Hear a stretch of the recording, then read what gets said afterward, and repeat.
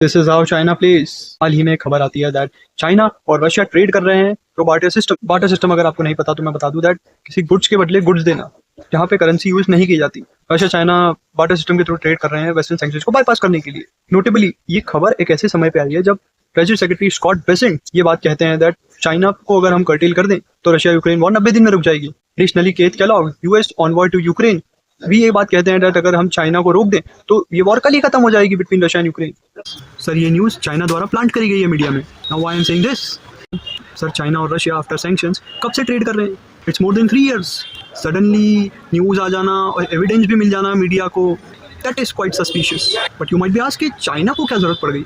Sir US जब से tariff लगा रहा है ना तब से चाइना को फर्क पड़ने लगा है, और ट्रम्प का ग्रैंड प्लान भी यही था दैट मैं सब पे टैरिफ लगाऊंगा, सभी लोग डील साइन हो जाएगी एक एक करके, फिर मैं सारी कंट्रीज को लेके चाइना के पास जाऊंगा और कहूंगा China these are my terms, sign this deal. अगर चाइना मना करेगा तो मैं सारी ही कंट्रीज से टैरिफ लगवाऊंगा चाइना पे भी, जिससे एक प्रेशर बिल्डअप होगा चाइना पे। ऑल्दो ये सब हो नहीं पाया बिकॉज ट्रम्प बदतमीजी कर रहा है सभी कंट्रीज के साथ। चाइना एक बिजनेस माइंड कंट्री है, चाइना को भी धंधा समझ आता है। आयरॉनिकल बात है चाइना एक कम्युनिस्ट कंट्री है बट वर्क कैपिटलिस्ट माइंडसेट के साथ करती है।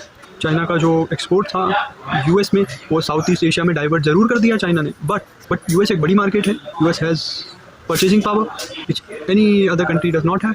इसी के साथ साथ चाइना का कंजम्पशन और सेल्स भी गिरा है लास्ट मंथ। इसी की वजह से मुझे लगता है दैट चाइना ने ये न्यूज़ प्लांट की ये बताने के लिए दैट हम फंड नहीं कर रहे। Yes it is a fact that we are with Russia, we are not funding the war.